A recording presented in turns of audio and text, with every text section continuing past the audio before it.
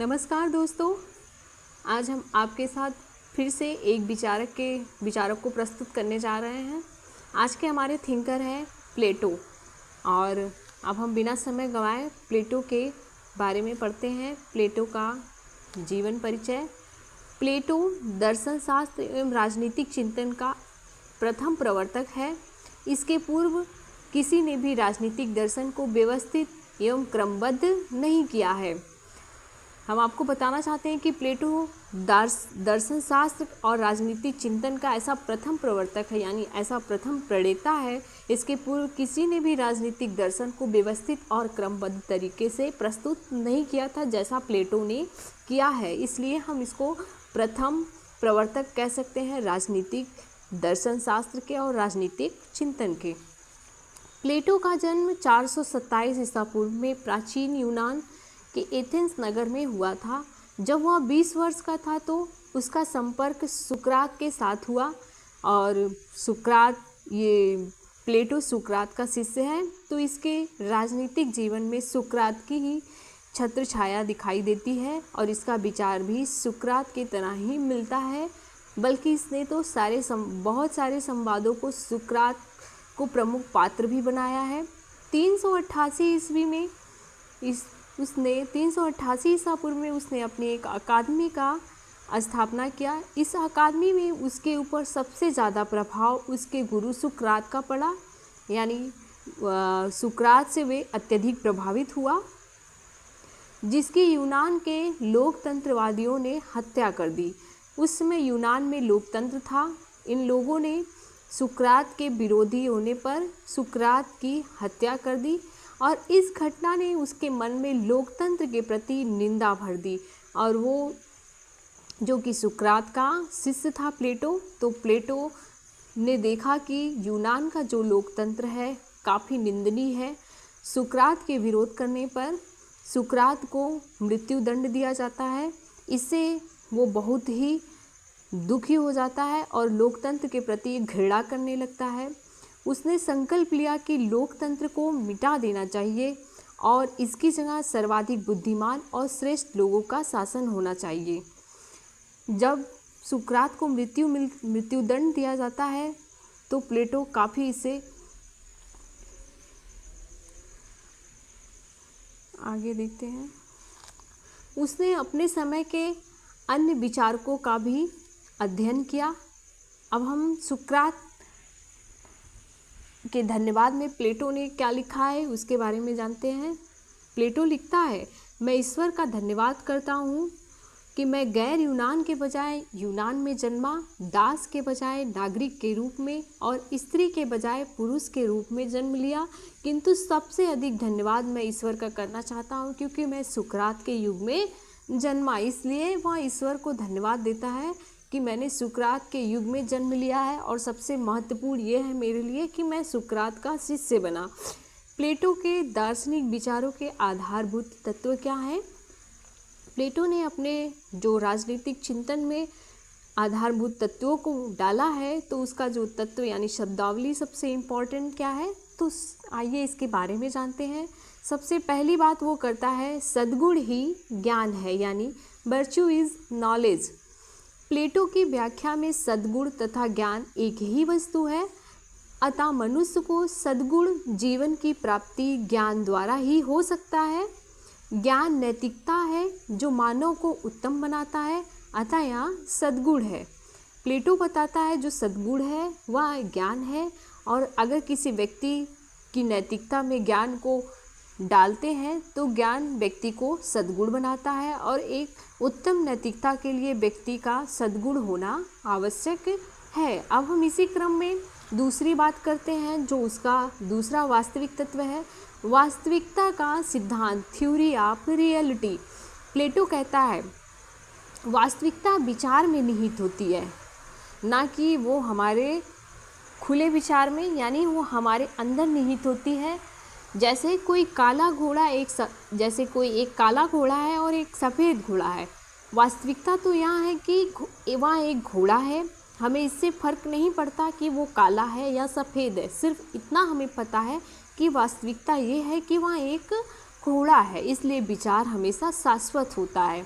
अब हम देखते हैं तीसरी बात क्या करता है प्लेटो। दर्शन तथा चिंतन का उद्देश्य सत्य की खोज करना है। जितना भी चिंतन प्लेटो ने किया है वो सोचता है कि वह सार्वभौमिक सत्य की ओर जाए। फिर चौथा है व्यक्ति तथा राज्य के मध्य घनिष्ठ संबंध होना चाहिए।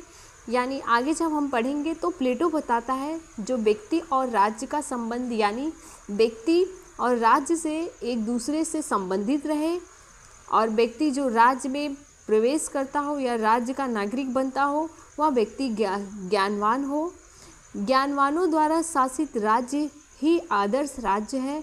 यहाँ पे हम देखते हैं जो प्लेटो का राजनीतिक विचार है उसमें ये बताता है कि जो ज्ञान सबसे अधिक महत्वपूर्ण है और वो दार्शनिक शासन वही बनेगा जिसके पास सर्वश्रेष्ठ ज्ञान होगा, और यही सर्वश्रेष्ठ ज्ञान एक राज्य का संचालन करेगा। अब हम प्लेटो के आदर्श राज्य के बारे में बात करेंगे। प्लेटो ने अपने आदर्श राज्य का सिद्धांत प्रस्तुत किया है जिसमें वो बताता है कि एक राज्य कैसा होना चाहिए। प्लेटो एक आदर्शवादी विचारक है। प्लेटो के संपूर्ण दर्शन में उसके आदर्श राज्य का ही झलक दिखाई पड़ता है। उसका आदर्श राज्य एक कल्पनित है जो संभवतः स्वर्ग का राज्य है। यह विचार रिपब्लिक में वह प्रस्तुत करता है। राज्य को आदर्श होने के लिए कैसा होना चाहिए ये रिपब्लिक में अपने वह बताता है कि एक राज्य को आदर्श राज्य बनाने के लिए क्या क्या करना चाहिए। उसके आदर्श राज्य की निम्नलिखित विशेषताएं हैं। चलिए हम उसके आदर्श राज्य के बारे में पढ़ेंगे, उसकी क्या क्या विशेषताएं हैं। तो सबसे पहला नंबर है आदर्श राज्य का शासन दार्शनिक शासकों द्वारा संचालित होगा जो विवेक का प्रधान होगा। इसने अपने आदर्श राज्य में ज्ञान को यानी शिक्षा को सबसे महत्वपूर्ण स्थान दिया है और ये बताता है कि एक राज्य का निर्माण शिक्षा के द्वारा ही संभव है और उस शिक्षा के माध्यम से ही हम एक दार्शनिक शासक का चुनाव कर सकते हैं। और हम दूसरा देखते हैं आदर्श राज्य की शिक्षा शासकों के नियंत्रण और निर्देशन में होगी। उसका आदर्श राज्य स्वयं उसकी शिक्षा व्यवस्था की देन है क्योंकि शिक्षा ही शासकों को प्रशिक्षित करता है। यहाँ पे जो प्लेटो है अपने आदर्श राज्य में शिक्षा को सबसे महत्वपूर्ण स्थान देता है और वो कहता है जो शिक्षा होगी वो शासकों के नियंत्रण में होगी। और यहाँ ये भी देखते हैं कि शिक्षा के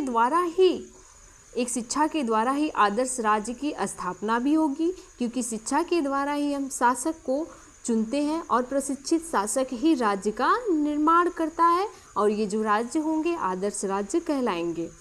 आदर्श राज्य का न्याय स्तंभ उसकी न्याय की अवधारणा है। न्याय का आशय है प्रत्येक व्यक्ति अपना निर्दिष्ट कार्य करेगा एवं दूसरों के कार्यों में हस्तक्षेप नहीं करेगा। यहाँ पर प्लेटो ने अपने आगे व्यक्तियों के वर्ग को चिन्हित किया है और ये बताता है जो व्यक्ति का काम है अलग अलग व्यक्तियों को उनके शिक्षा के आधार पर बांटा गया है और व्यक्ति उन्हीं के आधार पर अपने कार्य को करता है। अब हम देखेंगे न्याय के सिद्धांत द्वारा एक आदर्श राज्य 3 वर्गों में विभाजित है। यानी एक आदर्श राज्य को प्लेटो 3 वर्ग में विभाजित करता है। सबसे पहला है शासक और दूसरा है सैनिक वर्ग, तीसरा है कृषक या उत्पादक वर्ग। ये राज्य में जो सामाजिकता है उसको 3 वर्ग में विभाजित करता है। शासक का क्या कार्य होगा? शासन करना। और दूसरा सैनिक वर्ग होगा जिसका काम है संरक्षण प्रदान करना। और कृषक या उत्पादक वर्ग जो साधनों के उत्पादन में कार्य करेगा यानी साधनों को बनाने में काम करेगा। व्यापारियों का काम, कृषक का काम, शिल्प वर्ग का काम, ये सब काम जो है उत्पादक वर्ग में आएंगे। इनका कार्य रहेगा उत्पादन करना। अब हम 5वीं विशेषता देखते हैं जिसमें प्लेटो बताता है आदर्श राज्य में कार्यात्मक विशेषीकरण के सिद्धांत का पालन किया गया है। कार्यात्मक और विशेषीकरण का सिद्धांत ये प्लेटो का कार्यात्मक विशेषीकरण का सिद्धांत है। इसका मतलब होता है जो लोग जिन कार्यों में दक्ष होंगे उनके लिए वही प्रशिक्षण दिया जाएगा। ये कार्यात्मक विशेषीकरण है। जैसे जो व्यक्ति जिन कार्यों में निपुण होगा उन्हें वही कार्य करने के लिए दिया जाएगा, जैसे एक शासक को शासन करने का काम, और एक कृषक को कृषि करने का काम, और एक सैनिक को संरक्षण करने का काम दिया जाएगा। अब हम छठे पॉइंट यानी छठी विशेषता देखते हैं, जिसमें प्लेटो बताता है आदर्श राज्य में स्त्रियों का साम्यवाद की व्यवस्था रहेगी। आगे हम साम्यवाद का एक अलग वीडियो बनाएंगे। ये वीडियो काफ़ी लंबा हो जा रहा है, इसलिए हम इसको 2 पार्ट में डिवाइड किए हैं। 2 से 3 पार्ट हो जाएगा, क्योंकि ये चैप्टर काफ़ी बड़ा है। तो हम बात करते हैं प्लेटो के न्याय सिद्धांत के बारे में। प्लेटो ने अपने न्याय सिद्धांत में क्या बताया है, ये सबसे इम्पॉर्टेंट इस चैप्टर का भाग है, प्लेटो का न्याय सिद्धांत। तो इसको आप ध्यान से देखेंगे। प्लेटो के न्याय सिद्धांत यानी रिपब्लिक कह सकते हैं, क्योंकि रिपब्लिक इसकी पुस्तक है प्लेटो की। रिपब्लिक में ही प्लेटो ने न्याय सिद्धांत को बताया है। प्लेटो कहता है रिपब्लिक का दूसरा नाम ही न्याय से जुड़ा है। इस पुस्तक को संवाद शैली में लिखा हुआ है, जिसमें सुकरात इसका मुख्य पात्र है। प्लेटो अपने समय में यह अनुभव करता है कि हर तरफ अन्याय ज्ञान से श्रेष्ठ है, और एथेंस में तत्कालीन प्रजातंत्र की जो व्यवस्था है उसमें बुराइयां हैं। इसमें ये 2 बुराइयों को देखता है। सबसे पहला अनभिज्ञता और दूसरा राजनीतिक स्वार्थवादिता। यानी हम कह सकते हैं कि प्लेटो ने अपने न्याय सिद्धांत को रिपब्लिक में दर्शाया है, और वो बताता है कि इसमें इसने संवाद शैली में रिपब्लिक को दिया है, प्रकाशित किया है। और ये जो सुकरात है, सुकरात को इसने प्रमुख पात्र माना है। और प्लेटो यह अनुभव करता है कि उस समय जो एथेंस है, एथेंस में जो तात्कालिक यानी प्रजातांत्रिक व्यवस्था है, उसमें 2 बुराइयां हैं। सबसे पहला उसने बताया अनभिज्ञता यानी ज्ञान की कमी लोगों में, और राजनीतिक स्वार्थवादिता यानी राजनीति के स्वार्थ बस में शासक द्वारा ढाया गया हिंसा। अब इसके निवारण हेतु प्लेटो बताता है, इसके निवारण हेतु योग्यता और एक रूपता को स्थापित करने का उद्देश्य रखता है, और इसके लिए वह विशेषीकरण और एकीकरण के सिद्धांत के लक्ष्य को रिपब्लिक में निरूपित करता है। इसके पहले हमने कहा विशेषीकरण किसको कहता है प्लेटो। तो विशेषीकरण का मतलब है कोई एक विशेष वर्ग को कोई एक विशेष कार्य ही सौंपना। न्याय ही वह आधार है जिस पर वह अपने आदर्श राज्य की नींव रखता है। न्याय ही वह आधार है जिस पर वह आदर्श राज्य की नींव रखता है। अब हम बात करेंगे कि प्लेटो का जो न्याय सिद्धांत है, कौन कौन से इसने अपने न्याय सिद्धांत दिए हैं। तो सबसे पहला सिद्धांत इसका है न्याय का परंपरागत सिद्धांत। यानी परंपरागत सिद्धांत के बारे में प्लेटो इसको कैसे खंडन करता है, देखिए। परंपरागत सिद्धांत वह न्याय है जो न्याय को सच बोलना, अपने ऋण को चुका देना एवं प्रत्येक व्यक्ति को उसका फल मिलना है। यानी ये जो परंपरागत न्याय का सिद्धांत है, इसमें जो संवाद होता है तो बताया जाता है कि सच बोलना और अपने ऋण को चुका देना, प्रत्येक व्यक्ति को उसका फल मिलना, ये परंपरागत सिद्धांत है। लेकिन प्लेटो इससे संतुष्ट नहीं होता और वो इसका खंडन करते हुए कहता है कि प्लेटो के इस न्याय में मित्रों के साथ भला और शत्रुओं के साथ बुरा, ऐसा सिफालिस और पोलीमार्कस कहते हैं। ये 2 संवादकर्ता हैं जो अपने संवाद में बताते हैं कि मित्रों के साथ भला और शत्रुओं के साथ बुरा करना चाहिए। लेकिन प्लेटो यहाँ पे खंडन करते हुए क्या कहता है कि न्याय तभी हो सकता है, क्या पता जो मित्र हो वो शत्रु के रूप में हमारी मित्रता को निभा रहा हो और बाद में चल के हुए हमारे साथ मित्रघात कर सकता है। तो इसलिए वो कहता है कि ज़रूरी नहीं है कि जो मित्र दिख रहा है वह मित्र हमारा हो, बल्कि वो शत्रु भी हो सकता है। तो इसलिए ये न्याय का जो सिद्धांत है ये पूर्ण रूप से गलत है। फिर हम दूसरे न्याय का सिद्धांत देखते हैं। प्लेटो बताता है न्याय का उग्रवादी, क्रांतिकारी या आमूल परिवर्तनवादी सिद्धांत। इसके 3 नाम हैं जो भी आ सकते हैं एग्जाम में, आप इन्हें पहचान सकते हैं। इसमें भी थ्रेसीमेकस एक संवाद करता है जो बताते हैं शक्तिशाली का हित ही न्याय है, क्योंकि सर्वोच्च सत्ता राज्य में नीति है, इसलिए राज्य जो भी करता है वह न्यायपूर्ण है। और वो कहता है कि अन्याय न्याय से अच्छा है। और इसके प्रतिवादक हमने आपको बताया थ्रेसिमेकस है। इसमें ये कहता है जो शक्तिशाली होगा उसी के हित में न्याय होगा। जैसे कि राज्य एक शक्तिशाली संस्था है तो वह न्यायपूर्ण ही कार्य करेगा। तो यहाँ पे प्लेटो इसका खंडन करते हुए कहता है नहीं, न्याय का मतलब ये नहीं कि अगर राज्य के पास सर्वोच्च सत्ता है तो वो अपने हिसाब से कार्य करे और उसके द्वारा किया गया कार्य हमेशा न्यायपूर्ण हो, ऐसा नहीं हो सकता। तो वो कहता है कि जनता के हित में कार्य करना ही न्याय है। अब हम इसी कड़ी में तीसरा न्याय का सिद्धांत देखेंगे प्लेटो का, जो यथार्थवादी या व्यवहारवादी या परिणामवादी सिद्धांत के नाम से जाना जाता है। इस सामाजिक समझौते या जो सिद्धांत है या सामाजिक समझौते से पूर्व ये बताता है कि ये सामाजिक समझौते से पूर्व ना कोई राज्य था ना कोई न्याय था। इस प्रकार यह सिद्धांत यानी जो ये सोशल कॉन्ट्रैक्ट होता है उसके बाद जो न्याय होता है उस न्याय को वह भय का शिशु कहता है, यानी भय से लोग न्याय करते हैं क्योंकि यह कमज़ोर की आवश्यकता पर आधारित है। इसका भी प्लेटो खंडन करते हुए कहता है ये कमज़ोर वर्ग का ही आवश्यकता पर न्याय आधारित नहीं है, बल्कि यह प्रत्येक व्यक्ति की संरक्षण में ये न्याय को बनाया जाता है। इन तीनों सिद्धांत न्याय को बाह्य, व्यक्तिगत, कृत्रिम या परिवर्तनशील वस्तु मानते हैं, जबकि प्लेटो का ये न्याय सिद्धांत आत्मा के अंदर की वस्तु है। अब हम यहाँ पे थोड़ा सा ध्यान देंगे। ये जो तीनों सिद्धांत है, इस सिद्धांत में जो संवाद करता है ये बताते हैं कि ये जो न्याय है बाह्य वस्तु है, व्यक्तिगत वस्तु है, कृत्रिम है और इसको परिवर्तित भी किया जा सकता है। लेकिन प्लेटो कहता है नहीं, न्याय का जो सिद्धांत है वो आत्मा के अंदर की वस्तु है, यह सिर्फ एक व्यक्ति के लिए नहीं है, ये सार्वभौमिक यानी सभी के लिए ये न्याय का सिद्धांत है जिसमें सभी को न्याय मिल सकता है। अब हम देखेंगे कि प्लेटो न्याय के दो रूप को बताता है, जिसमें पहला है व्यक्तिगत और दूसरा है सामाजिक। तो पहले न्याय के रूप में हम देखेंगे प्लेटो के अनुसार मानव आत्मा के 3 सद्गुण को बताता है जो व्यक्तिगत रूप में होता है।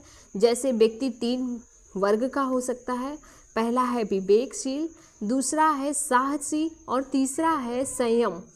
यानी अब हम इसके वर्ग के बारे में यानी ये सामाजिक रूप में कैसे बटा हुआ है उसको देखते हैं। जो विवेकशील व्यक्ति होगा वो एक शासक के रूप में प्रदर्शित होगा यानी दार्शनिक राजा बनेगा, और जो साहसी होगा वो एक सैनिक वर्ग में विभाजित होगा, और जो जिसके पास संयम का धैर्य रखने का गुण होगा वो व्यक्ति कृषक, शिल्पकार या यूँ कह सकते हैं कि उत्पादक वर्ग बनेगा। अब हम इसी कड़ी में आगे चलते हैं। अब हम देखते हैं कि प्लेटो के न्याय सिद्धांत की आलोचना किस प्रकार की गई है, कि प्लेटो ने जो अपने न्याय सिद्धांत दिए हैं उस पर लोगों ने अपने कैसे आलोचनात्मक विचार रखे हैं। तो सबसे पहला है देखते हैं, प्लेटो का न्याय कानूनी धारणा नहीं बल्कि एक नैतिक धारणा है जो मनुष्य के कर्तव्यों तक सीमित रहता है। इसमें जो आलोचक होते हैं वो बताते हैं कि ये कोई कानूनी धारणा नहीं है बल्कि एक नैतिकता पर आधारित है जो मनुष्य के कर्तव्यों तक ही सीमित रह जाती है और ये आगे नहीं बढ़ती, ये सिर्फ मनुष्य के कर्तव्यों तक ही सीमित रहती है। दूसरा है कार्य विशेषीकरण से व्यक्ति की प्रतिभा का हनन होता है, क्योंकि हम समझ सकते हैं कि कार्य विशेषीकरण में सिर्फ केवल एक व्यक्ति के पास सिर्फ एक कार्य करने में पारंगतता हासिल तो होती नहीं, कोई एक व्यक्ति बहुत सारे कार्य कर सकता है। तो ये जो कार्य विशेषीकरण है इसके न्याय के सिद्धांत में ये लोग बताते हैं कि ये गलत है। अब हम तीसरा देखते हैं, केवल व्यक्ति के कर्तव्यों पर यह बल देता है, अधिकारों पर नहीं। ये भूल जाता है कि व्यक्ति का अधिकार क्या क्या है, उस पर ये कोई बात नहीं करता, सिर्फ ये कहता है कि व्यक्ति के क्या क्या कर्तव्य हैं, व्यक्ति को इसको ध्यान देना चाहिए और अपने कर्तव्यों का पालन करना चाहिए, तभी ये न्याय हो सकता है। अब हम देखते हैं चौथा, प्लेटो का न्याय सिद्धांत वर्तमान में अधिक जनसंख्या वाले राज्यों पर लागू नहीं किया जा सकता, क्योंकि प्लेटो का जो न्याय सिद्धांत है वो छोटे जनसंख्या वाले राज्यों में लागू हो सकता है, अत्यधिक जनसंख्या में ये लागू नहीं किया जा सकता, वरना ये बहुत ही समस्यात्मक हो जाएगा। अब हम पांचवा, जो कि लास्ट है हमारा, पांचवा देखेंगे। सबसे अधिक दोषपूर्ण यह सिद्धांत है क्योंकि यह शासन सत्ता केवल एक वर्ग को देता है, अन्य को इससे वंचित रख देता है, इससे विद्रोह को बढ़ावा मिलता है। यह सत्ता जो है सिर्फ शासक को, यानी कि जो व्यक्ति बुद्धिमान रहेगा उसी को देगा। Thank you for watching.